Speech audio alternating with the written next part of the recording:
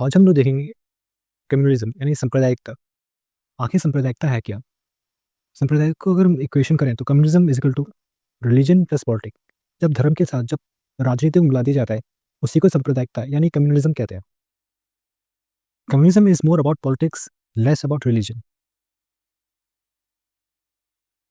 Communism refers to an ideology that identifies a religious community as a political group.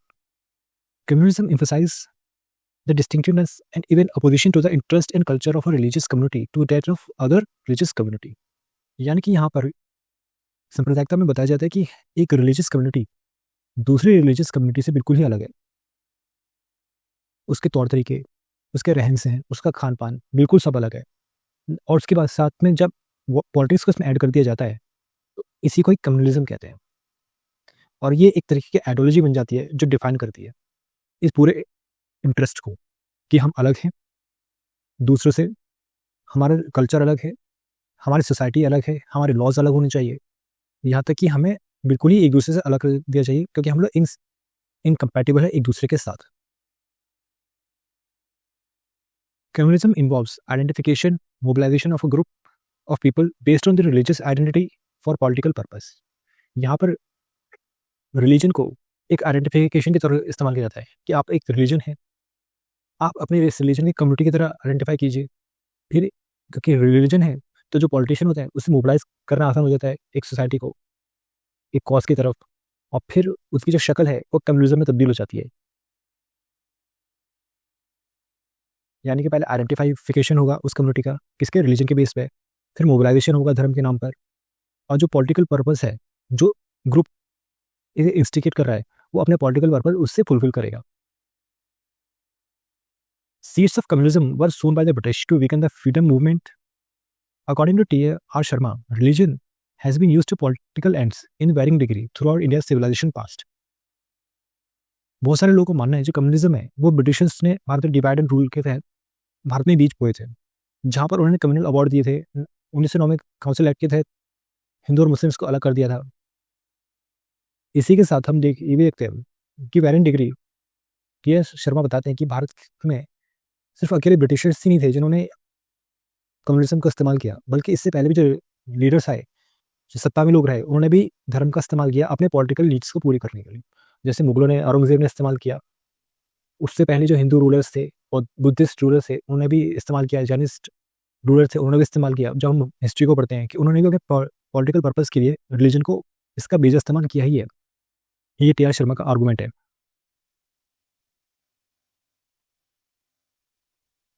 अगर हम बिपिन चंद्रा की माने तो रिलीजन जो है वो कोर फीचर नहीं है कम्युनलिज्म का। हम अब तक ये मानते आए हैं कि जो रिलीजन है वही उसकी वजह से ही कम्युनलिज्म फैलता है, पर बिपिन चंद्रा कहते हैं ऐसा नहीं है। ये सिर्फ एक मखौटा है जो नॉन रिलीजियस जो नीड है, यानी मान लीजिए किसी नाम तो सिर्फ धर्म के लेते हैं लेकिन वो जो पॉलिटिकल सिस्टम है या जो इंटरेस्ट ग्रुप है वो अपना कोई दूसरा एजेंडा पूरा करना चाह रहा है उसके जरिए। वो एक तरह की शायद उसकी कोई एस्पिरेशन है, मान लीजिए वो किंग बनना चाहता है, जैसे जिन्ना प्रेसिडेंट बनना चाहते थे पाकिस्तान के बन जाने के बाद ताकि उनके नाम से उनका देश जाना जाए। उनके कोई और पर्पस थे, या किसी तरह कोई कॉन्फ्लिक्ट है उस कॉन्फ्लिक्ट को या तो रिजॉल्व करना चाहते हैं या उसे खत्म करना चाहते हैं। उसके लिए यानी कि जो रिलीजन तो सिर्फ एक मोबिलाइजेशन का तरीका है, बल्कि जो इंटरेस्ट ग्रुप है जो उसे फ्यूल कर रहा है उसका पर्पस या उसका एजेंडा तो कुछ और ही है। ये बिपिन चंद्रा का कहना है। इसी के साथ ही हम लोग नेक्स्ट सीखते हैं। अगर इसके कैरेक्टरिस्टिक देखें तो क्या इसके कैरेक्टरिस्टिक, अगर भारत में जो इंडियन कम्युनिज्म है वो किस तरह से फैला है और उसके क्या कोर फीचर्स से देखते हैं। कम्युनिज्म बेसिकली आइडियोलॉजी, ये एक विचारधारा है that gives more importance to one's own ethnic या रिलीजियस ग्रुप। यानी कि यहाँ पर एक विचारधारा है जहाँ पर अपने रिलीजन को या अपने एक एथनिक ग्रुप को ज़्यादा तरजीह देना, सुपीरियरिटी दिखाना to the wider society as a whole. यानी कि पूरी सोसाइटी में सबसे ज़्यादा मेरा रिलीजन ही सबसे बेहतर है, मेरा ग्रुप ही सबसे बेहतर है, यानी कि सुपीरियरिटी कॉम्प्लेक्स देना। बट ये इस तरीके इवोल्यूशन होता है। ये पहले हम इसमें देखेंगे एक इवोल्यूशन है पूरा इस कंप्लीट प्रोसेस में कि सुपीरियरिटी कॉम्प्लेक्स कैसे आता है एक ग्रुप के अंदर, और ये 3 स्टेजेस में डिफाइन किया गया है। सबसे पहले कम्युनल नेशनलिज्म जगाया जाता है, यानी कि एक तरीके का नेशनलिज्म प्रमोट किया जाता है। कम्युनलिज्म कैसे? A notion that since a group और section of a people belong to a particular religious community, their secular interests are the same, that is even those matter that have nothing to do with the religion affect of them equally. सबसे पहले एक religious group होना जाता है, उसमें जो interest group है वो उसके अंदर फीलिंग जगाते हैं उस ग्रुप के अंदर, एक सिंगल ग्रुप के अंदर, कि देखो हमारे धर्म एक है, हम लोग एक, हमारे अंदर जो अच्छाइयाँ या बुराइयाँ हैं उसके जिम्मेदार हम हैं, हमें ही उसे ठीक करना है, हमें ही उसे संवारना है, बुराइयों को खत्म कर और खुद को एकजुट होकर एक कौम बननी है, एक यूनाइटेड फ्रंट बनना है, ताकि कोई भी हमें एक्सप्लॉइट ना कर पाए। ये किसी और की बात करते नहीं है, वो सिर्फ अपने ग्रुप की ही बातें करते हैं, ठीक है, अपने ही ग्रुप के अंदर रहकर उसे ठीक करना, बिगाड़ना या उसके लॉस कि कैसे बनने चाहिए, कैसे नहीं होने चाहिए, बस उसके बारे में ही बात करते हैं। उसका दूसरी कम्युनिटी से फिलहाल कोई इंटरेक्शन नहीं है। वो कहते हैं कि हमारा जो सेकुलर इंटरेस्ट है वो बाकी कम्युनिटी जैसे ही है, जैसे हमारी एजुकेशन भी, जैसे हमारा, जैसे आपके बच्चे स्कूल में जाते हैं, हमारे बच्चे भी स्कूल में जाना चाहिए। हम नहीं चाहते कि स्कूल में किसी तरह का भेदभाव हो, या फिर जो हम लोग पब्लिक सर्विसेज यूज़ करते हैं वहाँ पर किसी तरह का भेदभाव हो। तो कहते हैं सेकुलर इंटरेस्ट हैं, चाहे बस हो, स्कूल हो, कॉलेजेस हो, हेल्थ केयर हो या हाउसिंग हो, जो सेकुलर इंटरेस्ट हैं वो हम सबके एक जैसे हैं, हमारा उनसे कोई लेना देना नहीं है। हम सिर्फ अपनी कम्युनिटी की बात कर रहे हैं, विद इन एन कम्युनिटी, कि हमारे वहाँ पर क्या इंटरेस्ट है। इस तरीके से एक नेशनलिज्म की भावना, यानी एक बीज बोने की शुरुआत होती है यहाँ से। दूसरा है लिबरल कम्युनिज्म। अब जब भावना बढ़ गई है तो अब यहाँ पे बात की जाती है कि since to religious communities have different religious interest, they have different interest in their secular sphere also, that is economic, political and culture sphere. अब जब कम्युनल नेशनलिज्म की बात आगे बढ़कर अब दूसरी बात आती है लिबरल कम्युनिज्म। यहाँ पर कहते हैं कि हमारा रिलीजन दूसरे का जो रिलीजन है उससे अलग है, हमारे जो इंटरेस्ट है, सिर्फ हमारा धर्म ही अलग नहीं, हमारे जो इंटरेस्ट है वो भी बिल्कुल अलग है। यहाँ तक कि जो हमारे सेकुलर इंटरेस्ट हैं वो भी अलग है, यानी कि इकोनॉमिक्स भी अलग है, पॉलिटिक्स भी अलग है और कल्चर स्फीयर भी हमारा अलग है। यानी कि हमारे अलग स्कूल होने चाहिए, क्योंकि हम लोग अलग रिलीजन के हैं तो अलग स्कूल बनाइए हमारे लिए। आर्थिक आधार पर इकोनॉमिक इंटरेस्ट अलग हो गए हैं क्योंकि हमारा रिलीजन अलग है, तो उसके अलग सिस्टम होना चाहिए। पॉलिटिक्स भी हम अलग करेंगे हम लोग, तो सब कुछ यहाँ पर अब अलग होने की बात की जाती है यहाँ पर, ठीक है। थर्ड है हमारा एक्सट्रीम कम्युनिज्म। ये बिल्कुल ही वॉलेंट किस्म का है, जिसमें not only two different religious communities have different interest but also these interest are incompatible. Two communities cannot coexist because of interest of one community come into conflict with those of other। इसका मतलब यह है कि ये बिल्कुल ही extreme किस्म का communalism देखने को मिलता है, जहाँ पर एक कम्युनिटी दूसरी कम्युनिटी को बर्दाश्त ही नहीं करती। वो कहते हैं कि तुम हमसे बिल्कुल ही अलग हो, तुम्हें देखना भी हमें पसंद नहीं, तुम्हारी वजह से हमारे दंगे होते हैं, चोरी होती है, फसाद होती है। एक ग्रुप दूसरे ग्रुप पर यही आरोप लगाता है, नतीजा क्या होता है, वो एक दूसरे के साथ वॉलेंस में चले जाते हैं और कहते हैं हम लोग एक दूसरे के साथ कभी रह नहीं सकते, अगर रहेंगे तो उससे वॉलेंस होगा। तो अब वो बिल्कुल ही एक दूसरे से अलग रहना चाहते हैं। ये तीन फॉर्म है कम्युनलिज्म के, जिस तरह से कम्युनलिज्म ग्रो करता है। एक विद शुरू होता है जहाँ भावना जगाई जाती है, एक धारणा बनाई जाती है। दूसरे में वो कहते हैं कि हम लोग दूसरे से अलग हैं। तीसरे में वॉलेंस शुरू होता है। ये इंडियन कम्युनिज्म का एक इस तरह की फीचर है कि किस तरह से भारत में कम्युनिज्म तैयार हुआ, बढ़ा और फैला। bypassing the basic economic interest, the communists claim to protect the interests that do not necessarily exist। सबके नौकरी चाहिए, सबको एक जैसी भूख लगती है, सबको घर चाहिए, यानी कि सबके आर्थिक इंटरेस्ट तो सबके एक जैसे ही हैं। कौन है जो कहेगा कि इसे पैसे नहीं कमाना? कौन है जैसे नौकरी नहीं चाहिए? सबको एक अच्छी लाइफस्टाइल चाहिए और वो एक सबके इकोनॉमिक इंटरेस्ट एक जैसे ही हैं। लेकिन जो कम्युनिस्ट होते हैं वो क्लेम करते हैं कि नहीं, हमारे रिलीजन के, हमारे ग्रुप के इंटरेस्ट अलग हैं तुम्हारे ग्रुप से, तुम्हारे होने की वजह से हमें वो सब मिल नहीं पा रहा है। तो यहाँ पर वो अपने कहते हैं हम अपने ग्रुप के इंटरेस्ट को प्रोटेक्ट करेंगे, जो एक्चुअली में एग्जिस्ट करते ही नहीं है इस तरह की कुछ चीज़ें, लेकिन वो एक फॉल्स नैरेटिव तैयार करते हैं और इस तरीके से कम्युनिज्म को फैलाते हैं। Communism is a modern phenomena rooted in the contemporary social, economic and political colonial structure that emerged out of modern politics. ये बहुत पुराना, हम जो कम्युनिज्म आज के मॉडर्न दौर में देखते हैं वो ब्रिटिशर्स की देन है। ये किस तरीके से डिवाइड एंड रूल के जरिए भारत के अंदर ये पॉलिटिकल और कम्युनिज्म भारत के अंदर फैला है, जहाँ उन्होंने कहा कि इकोनॉमिक और पॉलिटिकल इंटरेस्ट बिल्कुल ही अलग है आपके।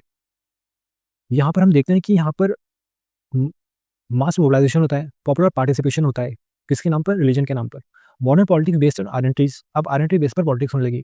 राइजिंग मिडिल क्लास हो गई, और जो मिडिल क्लास है उसने तो बढ़ चढ़ कर हिस्सा लिया इसके अंदर। जो गरीब लोग हैं वो इसके अंदर हिस्सा नहीं लेते, क्योंकि उन्हें तो अपनी रोजी रोटी कमाने से मतलब है। अमीर लोग बिल्कुल दूर रहते हैं इससे, क्योंकि उनका बिजनेस है, उन्हें बिल्कुल अफेक्ट करता है। तो इसमें सबसे बड़ा हिस्सा कौन लेता है? मिडिल क्लास लेती है, जो बढ़ चढ़ कर हिस्सा लेती है इसमें। वो प्रोपेट करती है एक इमेजिनरी कम्युनल इंटरेस्ट को to further their own economic interest. पैसा तो उन्हें भी कमाना है इस मिडिल क्लास को, लेकिन वो मोबिलाइज कैसे होती है? वो अपने इकोनॉमिक इंटरेस्ट को पूरा करती है रिलीजन की आड़ में।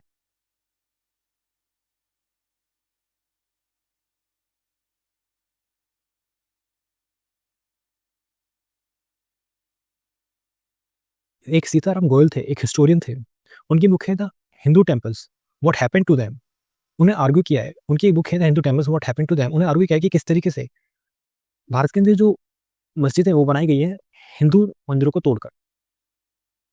ये एक उन्होंने बुक के अंदर लिखा था। इसका मतलब सिर्फ एक फैक्ट पेश करना था, लेकिन बहुत सारे कम्युनिस्ट ने जो सांप्रदायिक लोग थे उन्होंने बाकायदा इसे एक फैक्ट बनाकर बाकायदा आर्गूमेंट शुरू किया, हमें सारी मस्जिदों को तोड़ देना चाहिए था। वो जब फिर एक फैक्ट बेस्ड रिसर्च की थी उन्होंने, इससे ज़्यादा कुछ नहीं था उनका। जैसे कुतुब मीनार के नीचे आपको देखा होगा, या अयोध्या के अंदर राम जन्मभूमि के नीचे, या कृष्णा जो टेम्पल है मथुरा के अंदर, वहाँ पर इस तरह की बातें की जाती हैं, काशी के अंदर इस तरह की बातें की जाती हैं। वो सिर्फ एक फैक्ट बेस किया था अपनी एक रिसर्च के दौरान, इसका कोई लेना देना नहीं था कम्युनिज्म से। लेकिन जिनको जो सांप्रदायिक लोग होते हैं वो तो कहीं ना कोई आर्गूमेंट ढूंढ ही लेते हैं अपने फायदे के लिए। ठीक है, अब हम देखते हैं factor contributing to body politics in colonial period. किस तरह से कॉलोनियल रूल के अंदर जो कम्युनिस्ट फोर्सेस थी, जो सांप्रदायिक फोर्सेस थी, किस तरीके से बढ़ती है, आगे बढ़ती हैं। सबसे पहले तो कॉलोनियल पॉलिसी थी डिवाइड एंड रूल, उन्होंने सिर्फ फोर्स किया ताकि भारत में जो आज़ादी की मांगों से तोड़ा जा सके। इसके लिए उन्होंने हिंदू महासभा जैसी ऑर्गेनाइजेशन हम देखने को मिलती हैं, मुस्लिम लीग देखने को मिलती है, और भी कई तरह के ऑर्गेनाइजेशन हैं जो इस टाइम पर इमर्ज करती हैं।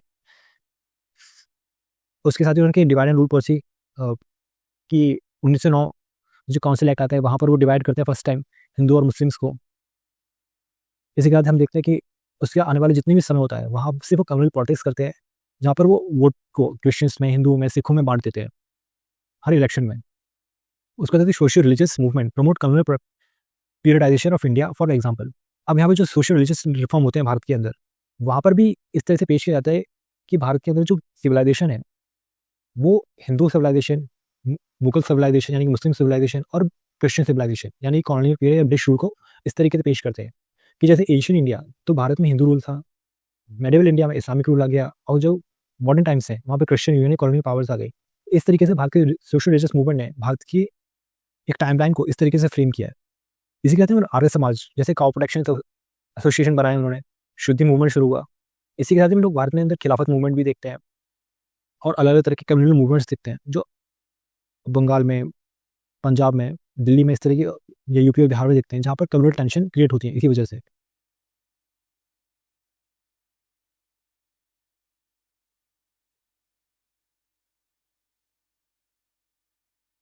अब आते हैं सर सैयद अहमद खान। जो सर सैयद अहमद खान है वो प्रमोट करते हैं कम्युनल और separate interest of the Muslim community. अब सर अहमद खान भी कहते हैं कि जो मुस्लिम्स हैं वो बिल्कुल अलग हैं और उन्हें अपने इंटरेस्ट को प्रमोट करना चाहिए।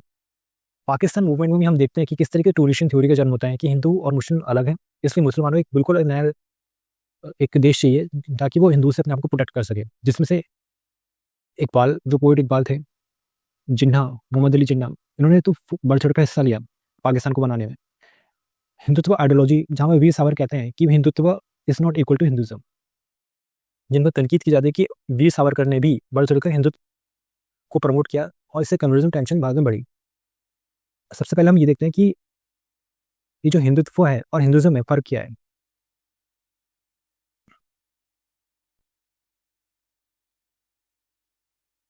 हम देखते हैं कि जो हिंदुत्व आइडियोलॉजी है वो हिंदुज़म से कैसे अलग है। हिंदुत्व एक इन द लार्जर कॉन्टेक्स्ट में बात करता है, एक बड़ा विचार है, जबकि हिंदुज़म सिर्फ धर्म की बात करता है, जो एक धर्म है। हिंदुत्व कहते हैं कि अबाउट द कल्चर, हिस्ट्री और पॉलिटिकल आइडिया है, जो एक हिंदू नेशन को बनाने में बिलीव करता है कि हमारा कल्चर, हमारा हिस्ट्री और हमारी राजनीति एक का जो मकसद है वो है एक हिंदू नेशन होना चाहिए, हिंदू राष्ट्र के तौर पर। ये एक बड़ी पिक्चर पेश करता है हिंदूज पीपल इन सिविलाइजेशन की, एक हिंदू सिविलाइजेशन है, उसमें सिर्फ हिंदू ही रहेंगे, और ये एक बड़ा आइडिया है पेश करता है जिसमें सिर्फ हिंदुज़म को फॉलो किया जाएगा। इसका गोल क्या है? इसका गोल है एक स्ट्रॉन्ग यूनाइटेड हिंदू नेशन बनाना। हिंदुत्व मतलब हिंदुओं के लिए एक हिंदू राष्ट्र का निर्माण। वो कहते हैं, वीर सावरकर ने बताया कि मुसलमानों के लिए इतने सारे देश हैं, क्रिश्चियंस ने अपना देश बना लिया, बुद्धिस्ट लोगों ने अपने देश बना लिए, लेकिन भारत में जो हिंदू रहते हैं उन्होंने अपना देश क्यों नहीं बनाया? तो यहाँ का पूरा मतलब हिंदुत्व का, हिंदुओं को इकट्ठा करके एक हिंदू राष्ट्र के दौर में निर्माण करना, उनकी कल्चर, हिस्ट्री और एक पॉलिटिकल आइडिया को नरेट करना है, जिससे वे एक हिंदू राष्ट्र के निर्माण में अपना योगदान दें और एक हिंदू राष्ट्र बनाएं। जैसे दुनिया भर में अपने मुसलमान के एक राष्ट्र है, क्रिश्चियन का राष्ट्र है, कम्युनिस्टों का भी एक देश है जो भगवान में विश्वास नहीं रखते, जबकि जो हिंदुज़म है, जो एक रिलीजन है, वो इन सब की बात नहीं करता। हिंदुज़म जो हिंदुत्व को मान लीजिए एक बड़ा आइडिया है, उसमें एक बहुत छोटा हिस्सा है जो सिर्फ प्रार्थनाओं का, स्पिरिचुअलिज्म की बात करता है। उनका एक कल्चर से, हिस्ट्री से सबको कोई लेना देना नहीं, वो सिर्फ एक स्पिरिचुअलिज्म है, यानी कि सिर्फ धर्म है जहाँ एक पर्सनल फेथ है, एक स्पिरिचुअल प्रैक्टिस है जहाँ पर ईश्वर और उसके भक्तों के बीच में एक कनेक्शन है। सिर्फ ये एक बिलीफ है, एक प्रार्थना है, एक विश्वास है, एक सुप्रीम बीइंग और उसके फॉलोअर के बीच में, इससे ज़्यादा कुछ नहीं। यानी कि हिंदुत्व एक हिंदू राष्ट्र की बात मत करता है, चाहे वो कैसे भी बने, सही तरीके से बने या हिंसा के तरीके से बने। हिंदुइज्म सिर्फ और सिर्फ भक्ति की बात करता है।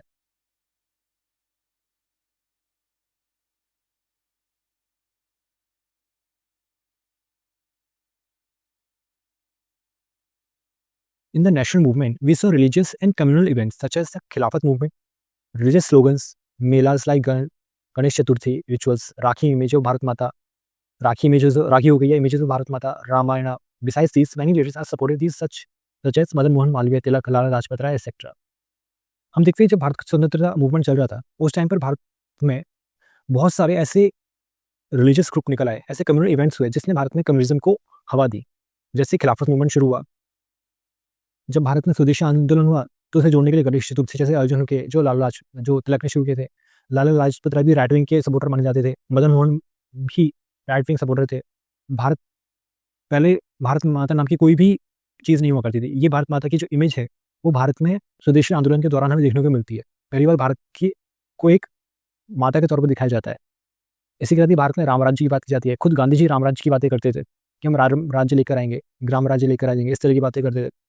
रक्षाबंधन निभाया जाने लगा जब पार्टीशन हुआ, इंडिया का ईस्ट बंगाल का विभाजन हुआ, जब हम देखते हैं कि वहाँ पर राखियाँ बांधी गई, खिलाफत मूवमेंट देखने को मिला, जो खिलाफत को वापस रिस्टोर करने की बात करता है तुर्की में। तो ये सब इमेजेस ये सब बताती हैं कि किस तरीके से इन सब चीज़ों ने, हमारे रिलीजियस और हमारे इवेंट्स ने कम्युनिज्म को हवा दी। इस स्कॉलर हैं आशुतोष वार्ष्णेय, उनकी कुछ रिसर्च है, एक एम्पेरिकल डेटा है जो उन्होंने पेश किया था अपना।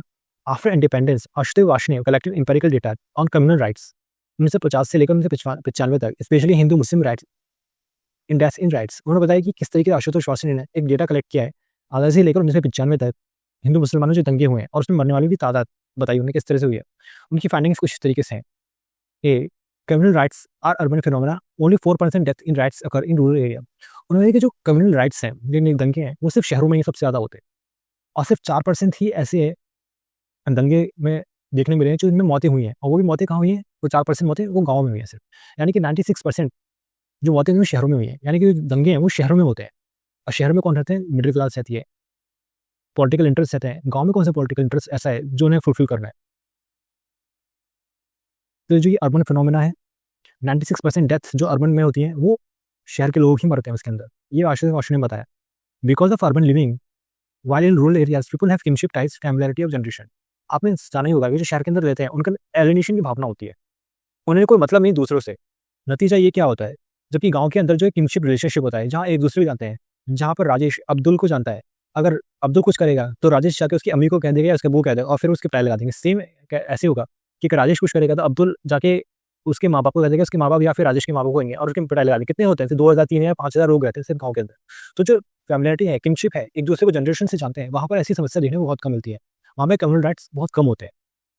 उसके बाद है ही identified 8 cities more prone to communal riots. उन्होंने बताया कि 8 से ऐसे शहर है भारत में जहाँ पर दंगे बस होते ही रहते हैं, और वहाँ पर सबसे ज़्यादा दंगे होने की गुंजाइश है, जिसमें दिल्ली, मुंबई, कोलकाता, अलीगढ़, अहमदाबाद, हैदराबाद, मेरठ और बड़ोदरा।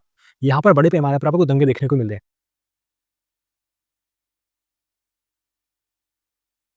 इसी के साथ अगर हम ये देखें तो 46% death have taken place in Hindu Muslim rights in 8 cities. जो 8 जो शहर थे, उन 8 शहर में अकेले 46% लोगों की मौत हुई है दंगों के दौरान। और इन 8 शहरों में भारत की सिर्फ 6% पॉपुलेशन रहती है, और वहाँ पर मरे कितने लोग, 46% लोग। यानी कि 6% लोगों ने ही 46% पॉपुलेशन को खत्म कर दिया उन दंगों में। और ये सब शहरी फिनोमेना है। This areas are prone to riots because they have history of communal past. इनकी कम्युनल पास्ट है इनका। आज़ादी से पहले यहाँ पर हमेशा से हिंदू मुसलमानों के बीच में कलह रही है, कलेश रहा है। नतीजा ये हुआ है कि बार बार यहाँ पर दंगे भड़कते रहते हैं, और इसी वजह से यहाँ पर कम्युनल पास्ट होने की वजह से बार बार दंगे भड़कते हैं और बार बार यहाँ पर दंगे होते रहते हैं और जाने जाती रहती है। Wilkinson highlighted the role played by the state in communal riots. अब विल्किंसन बताते कि किस तरीके से एक राज्य यानी कि एक सरकार का रोल होता है कम्युनल राइट्स के अंदर। If the government wants it can and does stop communal riots. वो कहते हैं कि अगर सरकार चाहे तो कम्युनल राइट्स कभी होने ना दे, वो कब जब चाहे तब उन्हें रोक सकती है।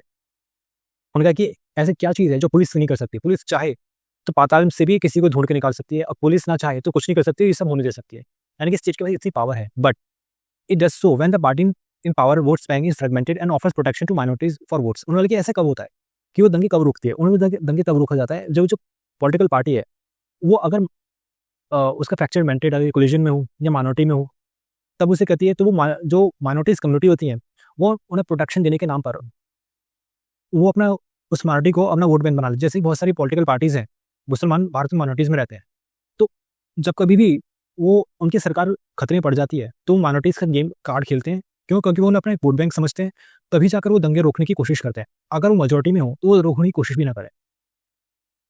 इसी कहते आशुतोष वार्ष्णेय ने ये भी बताया, the state is not important when it comes to the communal riot, but civil society is more important to stop the और रिड्यूस राइट्स। आशुतोष वार्ष्णेय कहते हैं, विल्किंसन ने कहा कि यहाँ पर जो सरकार है वो कहीं ताकतवर है और वो उसकी जिम्मेदारी बनती है कम्युनल राइट्स को रोके। जबकि आशुतोष वार्ष्णेय कहते हैं कि यहाँ पर सरकार नहीं, बल्कि जो समाज होता है, जो सिविल सोसाइटी होती है, वो ज़्यादा इंपॉर्टेंट रोल प्ले करती है दंगों को रोकने और उसे कम करने में। उन्होंने बताया कि किस तरीके से जो राइट्स हैं वो सूरत में बिल्कुल ना के बराबर होते हैं, जबकि अहमदाबाद में बहुत ज़्यादा दंगे देखने को मिलते हैं। उन्होंने कहा कि ऐसा क्या होता है सूरत। उन्होंने बताया कि सूरत के अंदर वहाँ पर एसोसिएशन ऑफ इंटीग्रेशन है, वहाँ पर जो बिजनेस माइंडसेट है लोगों का, वहाँ पर लोग एक दूसरे के साथ मिलजुल के काम करते हैं। वहाँ पर एक मुसलमान भी हिंदू के साथ मिलकर काम करता है और एक हिंदू भी मुसलमान के साथ काम करता है, उससे उनकी रोजी रोटी चलती है। अगर ये लोग ना हो तो पूरा सूरत ही बैठ जाए। जबकि अहमदाबाद के अंदर वहाँ पर कम्युनल पास रहा है, वहाँ पर लोग सोसाइटी फ्रेगमेंटेड है, वो अलग अलग इंटरेस्ट ग्रुप है, उनका एक दूसरे से कोई खास लेना देना नहीं है। इस वजह से जब वो इंटरेस्ट ही नहीं है एक दूसरे में तो उन्हें कोई मतलब भी नहीं है। इस वजह से वहाँ दंगे बहुत देखने को मिलते हैं। जबकि सूरत के अंदर इंटीग्रेशन है सोसाइटी का, एक दूसरी कम्युनिटी का, इसी वजह से वहाँ पर आपको दंगे बिल्कुल जीरो लेवल पर देखने को मिलते हैं। यानी कि सोसाइटी जितनी इंटीग्रेट होगी, जितने इंटरेस्ट इकोनॉमिक इंटरेस्ट एक दूसरे से मिलेंगे जुलेंगे, वहाँ पर दंगे ना के बराबर होंगे। तो इसी वजह से आशुतोष वार्ष्णेय कहा कि सोसाइटी इंपॉर्टेंट करती है दंगे को रोकने में, ना कि सरकार। सरकार तो सिर्फ पुलिस भेज के रोक सकती है, लेकिन सोसाइटी में दंगे ना हो इसकी सोसाइटी जिम्मेदार होती है। ये आशुतोष वार्ष्णेय का विचार है। प्रीतम सिंह वो बताते हैं कि is deep rooted and all pervasive pro Hindus and anti Muslim bias in Indian polity. उन्होंने कि प्रीतम सिंह ने बताया कि भारत के अंदर हमेशा से ही प्रो हिंदू रही है सोसाइटी और एंटी मुस्लिम रही है इंडियन पॉलिटी। यानी कि जो भारत की राजनीति है, चाहे वो जो भी हो, सेंटर, लेफ्ट या राइट विंग, वो सब प्रो हिंदू की बात करते हैं और वो मुसलमान को सिर्फ वोट बैंक की तरह समझते हैं। वैसे वो और वो मुसलमान के खिलाफ ही बात करते हैं, चाहे वो कोई भी पॉलिटिकल पार्टी हो, चाहे वो सेंटर में हो या लेफ्ट में हो या फिर राइट विंग पार्टी हो। वो सिर्फ दिखावा करते हैं कि मुसलमान के हितैषी हैं, बल्कि वो उनके कानून, उनके लॉज, उनके प्रैक्टिसेस, उनकी इकोनॉमिक पॉलिसीज सब प्रो हिंदू है। मुसलमानों को सिर्फ एक वोट बैंक है, इससे ज़्यादा कुछ नहीं। He argued that the constitution of India is a communal text and pro bias towards Hindus. उन्होंने कि भारत का जो संविधान है वो बनाई कम्युनल है, उसकी धारणा ही उससे लिखाई गई कम्युनल बायसनेस की तरह, और वो बायस है किसकी तरफ? मेजोरिटी की तरफ। मेजोरिटी कौन है? हिंदूज की तरफ। Social and constitutional reform merely to consolidate the Hindus. इसका मतलब क्या था? उन्होंने कि जो सोशल और कॉन्स्टिट्यूशनल रिफॉर्म जो हुए थे उसका मकसद क्या था कि हिंदूज को कंसोलिडेट करो, एकजुट करो। और वो भी क्यों एकजुट क्यों करना है? ताकि जो अनटचेबिलिटी है उसे अबॉलिश किया जा सके। Various other factors also contribute to the communal tension and rights like property dispute, gang wars, even teasing. Pritam Singh ने बताया कि भारत में कॉन्स्टिट्यूशन और भारत की राजनीति ही प्रो हिंदू है और वो बनाई गई है कि एंटी मुस्लिम हो, और इसके लिए अलग अलग तरीके के तौर तरीके निकाले। जैसे कॉन्स्टिट्यूशन को ही उन्होंने कम्युनल बता दिया, लॉज को कम्युनल बता दिया, हमारे प्रैक्टिस से कम्युनल बता दिया। वैसे मैं इससे इत्तेफाक करता हूँ, उससे बिल्कुल ही मंजूरी करता प्रीतम सिंह ने जो कुछ कहा है। मुझे लगता है वो टू मच बायसनेस हो गया उनके अंदर, लेकिन ठीक है, ये उनका अपना खुद का आर्गूमेंट है। लेकिन हम ये भी देखते हैं कि भारत में कम्युनल राइट्स सिर्फ अगर पॉलिटिकल टेंशन की या पॉलिटिशियंस ही कम्युनल राइट्स को हवा नहीं देते, बल्कि और भी कई तरीके हैं जिससे भारत में कम्युनल टेंशन बढ़ जाती है। जैसे ईपटीजिंग, यानी कि छेड़खानी करना। अगर आप किसी दूसरी कम्युनिटी ने दूसरी कम्युनिटी को लड़की को छेड़ दिया तभी दंगे भड़क जाते हैं। ठीक है, जैसे हम लव जिहाद कहते हैं, लव जिहाद को आज के नाम दे दिया गया है। या रोमियो स्क्वाड, जो रोमियो बन के घूमते हैं, आप किसी लड़की को छेड़ दें, किसी दूसरी कम्युनिटी दंगे भड़क जाते हैं। गैंग वॉर्स देखने को मिलती हैं, जो एक गैंग दूसरी गैंग को जब अटैक करता है तो दूसरा जो रिलीजियस ग्रुप है वो भी एक गैंग बना लेता है, उसकी वजह से दंगे भड़क जाते हैं। या प्रॉपर्टी को लेकर डिस्प्यूट होता है तब भी दंगे भड़क जाते हैं। तो ये भी कई तरीके हैं दंगे भड़काने के लिए, अकेले सिर्फ धर्म ही काफ़ी नहीं है कम्युनल टेंशन बढ़ाने के लिए। मुझे लगता है कि आपको आज का ये लेक्चर पसंद आएगा कम्युनिज्म के ऊपर। Thank you and have a nice day.